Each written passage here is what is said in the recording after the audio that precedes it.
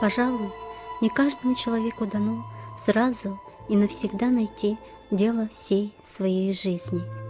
Как и когда Василий Пестеров решил, что будет показывать людям кино?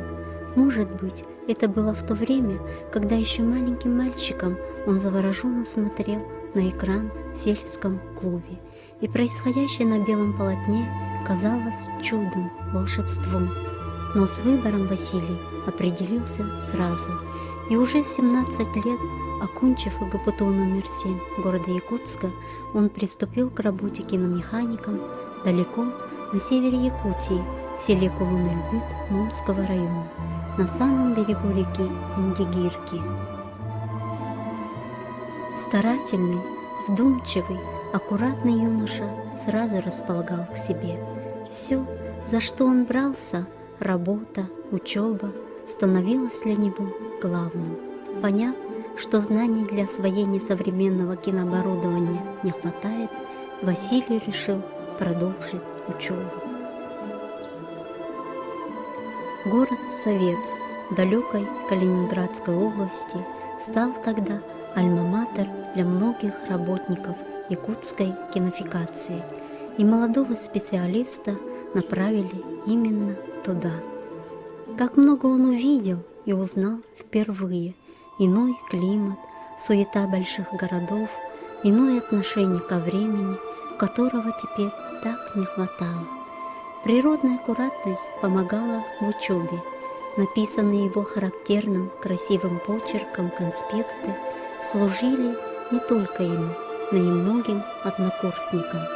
Впоследствии, где бы ни работал Василий Васильевич, какие бы посты ни занимал, главным его качеством оставалось умение четко распределять рабочее время и разграничивать главное и второстепенное. Упорно, шаг за шагом, он воплощал свои задумки. И никогда ничего он не делал необдуманно. Каждое решение обсуждалось с коллегами. Два его старших друга, два учителя, Иван Спиридонович Жараев и Виссарион Андреевич Томский, всегда были рядом, давая молодому руководителю незаметные, неназойливые уроки мастерства. 34 года работы в одной сфере сделали его одним из лидеров молодой якутской кинематографии. К мнению Пестерова прислушивались везде: и в Министерстве культуры и духовного развития, и в Государственном собрании Ильтумен, и в Главном киноархиве Российской Федерации, и в Ассоциации аудиовизуальных архивов. Василий Васильевич умел слушать и делал правильные выводы.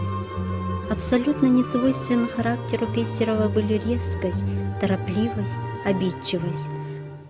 Он всегда был готов выслушать альтернативные мнения коллег и сотрудников, даже расходящиеся с его пониманием вопроса. Может быть, поэтому все, что он делал, было столь основательным и взвешенным. За принятием каких-либо решений стояли бессонные ночные часы, долгие беседы и консультации со специалистами.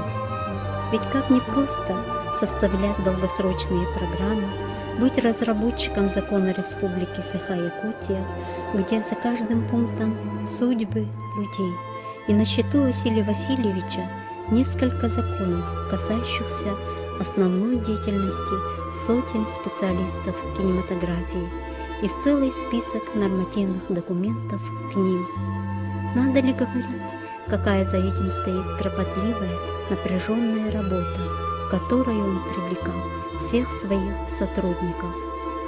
Он нес ответственность за созданное им с нуля Госкинохранилище. Он отвечал за целый коллектив, который подбирал по деловым качествам. Он занимался проблемами якутской кинематографии в целом, потому что не мог стоять в стороне, когда надо было отстаивать интересы всей киноотрасли. Нельзя жить ветвям независимо от самого дерева, от корней.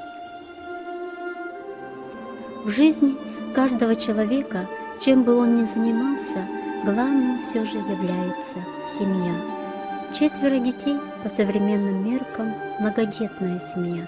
Василий Васильевич болел душой за каждого из них, помогая определиться в жизни.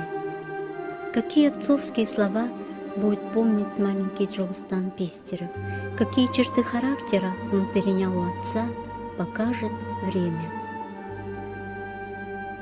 У Василия Васильевича было большое сердце, а большое сердце – это большая мишень, в которую легко попасть.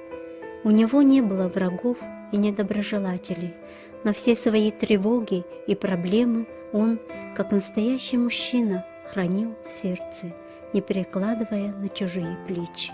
И оно не выдержало. Это был светлый человек, идущий в будущее, приближавший его шаг за шагом. Светлая память о Пестерове Василии Васильевиче, руководителе, друге, коллеге, не растает в дымке времени. Он был первым хранителем живой памяти якутского народа и теперь сам стал частицей этой памяти, благодарной памяти.